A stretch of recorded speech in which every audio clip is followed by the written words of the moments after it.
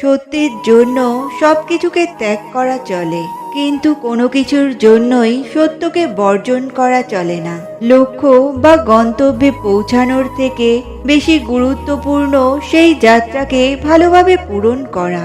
সৃষ্টিকর্তা সকলকেই হীরের মতো করে তৈরি করেছেন, কিন্তু শেষ পর্যন্ত সেই হীরের মতো উজ্জ্বল থাকে যে সমস্ত কঠিন পথ অতিক্রম করেও নিজের লক্ষ্যে অনড় থাকে। আশাবাদ একটা সুখের চুম্বক। আপনি যদি পজিটিভ থাকেন, তবে ভালো জিনিস এবং ভালো মানুষ আপনার প্রতি আকৃষ্ট হবে। এই জীবন যুদ্ধে আপনার সব থেকে বেশি কাকে প্রয়োজন জানেন? উত্তরটা হলো নিজেকে। নিজেকে শক্ত করতে হয়, সস্তা নয়। প্রতিটা মানুষেরই আত্মসম্মান বোধ আছে। জ্ঞানী মানুষ বানানোর জন্য যদি একটা বই লেখা হয়, তাহলে সততা হবে সেই বইয়ের প্রথম অধ্যায়। আর একজন মূর্খ মানুষের পরিচয় তো তার মুখের সামান্য মিথ্যে কথাতেই পাওয়া যায়। বুদ্ধিমানেরা তখনই কথা বলে যখন তাদের কিছু বলার থাকে। বোকারা কথা বলে কারণ তারা ভাবে সব সময় কথা বললেই মানুষ তাদের জ্ঞানী মনে করে। নদীর তীর ভাঙনের আগে ফাটল ধরে।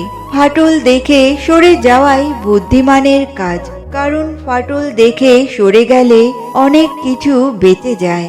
তেমনি ভাবে কোনো সম্পর্ক ভেঙে যাওয়ার আগে ফাটল দেখা দিলে প্রথমে সেটা ঠিক করার চেষ্টা করুন।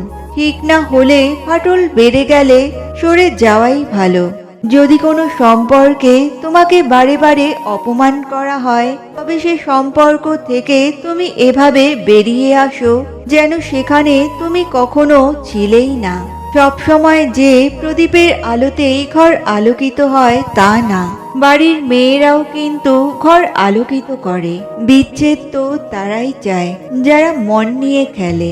অবহেলা তো তারাই করে যারা সত্যকে রাখে আড়ালে। ব্যর্থ মানুষ দু প্রকারের। এক প্রকার হলো যারা কাজের চিন্তা করেছে কিন্তু কাজ করেনি, আর আরেক প্রকার হলো যারা কাজ করেছে কিন্তু তা চিন্তা করে করেনি। সুন্দর মানুষ খুঁজতে গিয়ে তুমি তোমার সুন্দর জীবনকে নষ্ট করো না, কারণ এই পৃথিবীতে সুন্দর মানুষের অভাব নেই, কিন্তু সুন্দর মনের মানুষের বড়ই অভাব।